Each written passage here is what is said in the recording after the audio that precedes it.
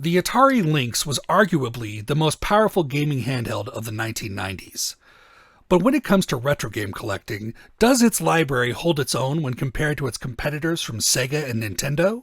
Well, stick around to find out, because in this video we're going to take a closer look at the library of Atari's handheld gaming powerhouse.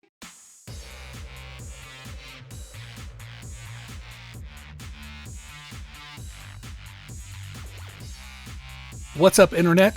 I'm Technohead. Welcome back to the Retro Tech channel, and welcome back to my series, Pixels to Polygons. In this series, we're going to be taking a close look at the skyrocketing value of retro games for systems that were released in the 1990s and early 2000s. If this is your first time joining the series, welcome.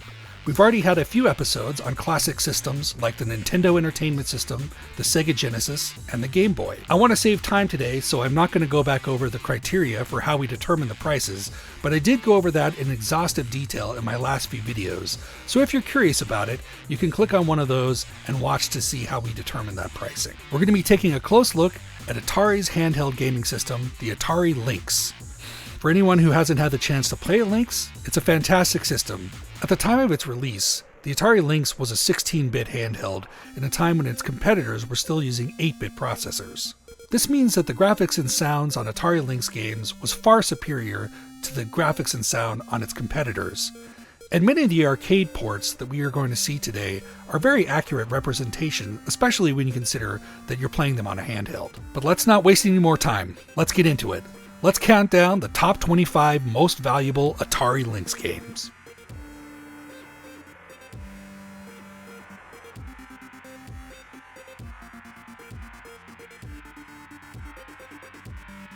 We start off the list with a Lynx classic, Electrocop. Electrocop has an interesting control model. It kind of looks a little bit like they were going for Zybots or something like that. It's a pseudo 3D maze game, but the perspective makes it a little hard to control, as you can see here from the video. This was $15 back in the day, and today it's only selling for $14, so this is the only game on this list that has actually gone down in value by 7%. Then we've got one of several games on this list that appear to be maybe a port of a classic PC game. This is Todd's Adventures in Slime World. It's a side-scrolling platformer game where you're sort of fighting slime creatures. It was a $12 game in 2004, and it's a $12 game today, as are a few on this list. So we're seeing the rare Hold anime girl here, because this is a 0% increase in value. That's followed up by Stun Runner. Stun Runner is probably the best game on the Lynx, in my opinion. It's a port of the racing game classic Stun Runner, and it's a very faithful port, especially for a handheld like this. It looks really great and plays great too. It was $12 back in the day, and it's still $12 today, which means it's gone up absolutely 0%. But it's a fantastic game, and I highly recommend you pick up a copy. Then we've got Power Factor, which, like Todd's Adventure in Slime World, is another one of these games that has a real mid-90s DOS game feel. Power Factor is only a $12 game back in the day, and it's not very rare. It's an 18 on Rarity Guide's list. It hasn't gone up at all. It's still $12 today at Game Dude, which means it's a 0% increase in value for 20 years.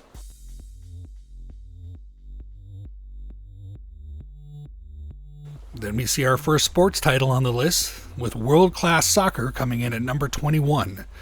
This game is a slightly more rare title for the Lynx at a 60 on Rarity Guide. World Class Soccer was an $18 game back in 2004, but if you wanted to get out on the pitch today, you'd have to spend $19 at Game Dude, and that's a 6% increase in value for World Class Soccer. Then we've got Shadow of the Beast, another side-scrolling platformer. This is an interesting game that sees you playing as the titular beast on an alien planet fighting against other beasts. It's got fantastic parallax scrolling and a good color scheme. Shadow of the Beast was an $18 game back in the day, but today if you wanted to pick up a copy, it would cost you $19, and that's a 6% increase in value.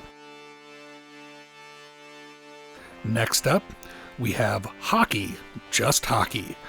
Hockey has a rarity of 48, making it a relatively medium rarity. If you wanted to get a copy 20 years ago, it would cost you $18 back at Game Dude, and that's gone up slightly today to $19. That's only a 6% increase in value for Hockey, a relatively good sports title for the Lynx. Then we've got an Atari classic, Xenophobe. This game showed up on the Atari 7800 list too. This is a really great game from the arcades. Back in the day, a copy of Xenophobe would cost you $27 at Game Dude, and this faithful recreation of the arcade is now selling for only $29 at Game Dude. It's a great deal. It's only a 7% increase in value for a fantastic port for the handheld. At number 17, we've got Battle Wheels, an interesting game, sort of a Carmageddon-style game. It uses pseudo 3D, kind of like Doom, except you're driving a car around shooting people.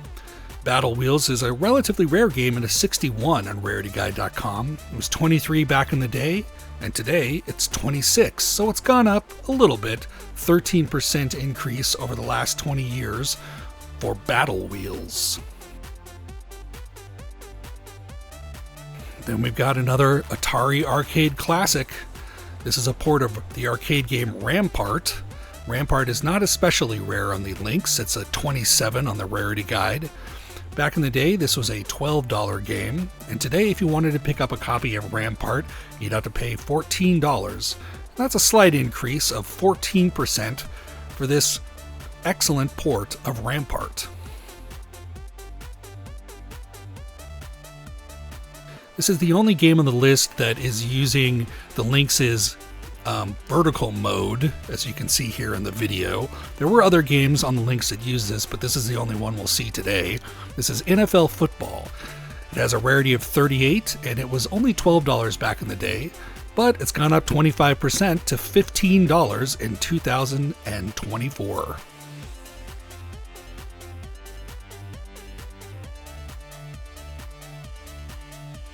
At number 14, we've got another football game, but this is a more futuristic one. This is Tournament Cyberball. This game is not very rare at a 38 on Rarity Guide, but it has good graphics, as you can see from the gameplay here, sort of pseudo 3D football experience, very Madden-like. It was only $5 back in the day, and it's gone up 40%, but that means it's $7 today in 2024 for Tournament Cyberball. Then we've got one of the most rare games on the Lynx showing up here at number 13. This is a port of the PC game Lemmings. Back in 2004, Lemmings was going for about $49, which is probably due to its rarity. It's gone up slightly. It's a 41% increase. It's now $69 if you want to get a copy of Lemmings. Not a bad price considering how rare this game is for the Lynx.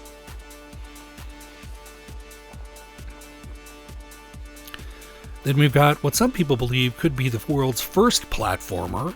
This is a port of the arcade game Pac-Land, featuring one of the first video game mascots, Pac-Man himself, just running to the right. This was a $23 game back in the day, and today if you wanted to pick up a copy of Pac-Land, you'd have to spend $34, which is a 48% increase in value. The Atari ports keep coming for the Lynx. This is Battlezone 2000, which is an arcade game and a good port for the system. This game is rare at a 68 on Rarity Guide and was selling for $49 back in the day, and it's gone up considerably to $79 today. That's a 61% increase in value for this excellent port of Battlezone.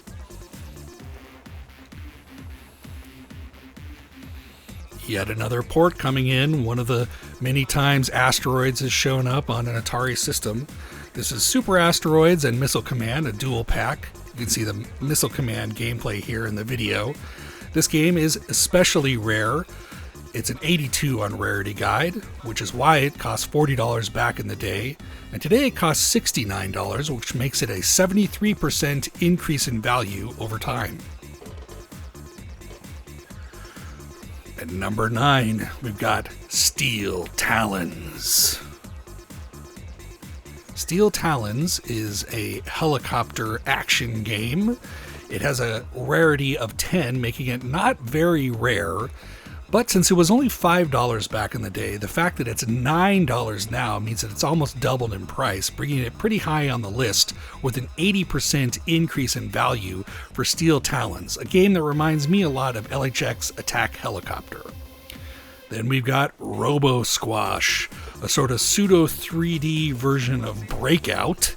This game is another game that is benefiting from the fact that it was very cheap back in the day, and so its increase in value means that it's gone up 140% despite the fact that it went from $5 to $12. So this not very rare game did do pretty well.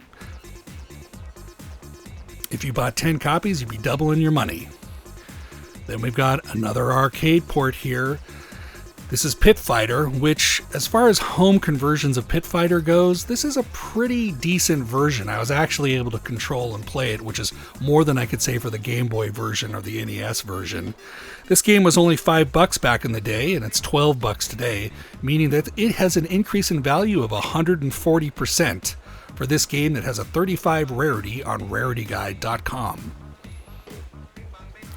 Then we see world-famous Jimmy Connors, his big smiling mug on the cover here. This is Jimmy Connors Tennis. This game is not very rare. It's only a 25 on rarityguide.com, which is probably why back in the day it was only selling for $5. However, today, since it's selling for $12, that means it's a 140% increase in value, and it puts it at number 6 on this list.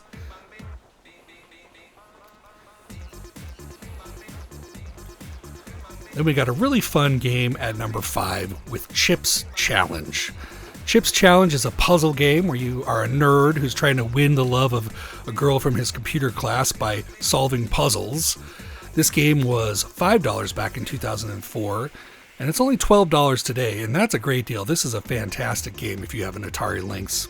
It's a 140% increase in value for Chips Challenge. Then we've got another helicopter action game. This is a port in the Desert Strike series, which was popular on many different systems. This is Desert Strike Return to the Gulf. This game is relatively rare, although it's not listed on rarityguide.com, so I don't have a number for you, but it was $32 back in the day, and today it goes for $79, which means it's gone up 147% over the last 20 years. Gates of Zendocon come up next. I don't know what it is about the 90s and naming side-scrolling shooters Gates of blank. I don't know if this is in the same world as Gates of Thunder or not, but Gates of Thunder is a shooter for the Atari Lynx, one of the few shooters, and it's a fun game. It was $5 to pick up a copy back in 2004, and today, if you wanted to play Gates of Zendocon, you'd only have to spend $14, but that represents a 180% increase in value. Then we've got another rare title. This is Double Dragon. Does not appear on rarityguide.com. And that's why it cost $40 back in the day, because it is a relatively rare game. Good port of an arcade game, which at the time the home systems were, kind of doing better or worse with Double Dragon. This is a great port, definitely better than it was on other Atari systems. It's $40 back in the day and $119 today. That's a 198% increase in value.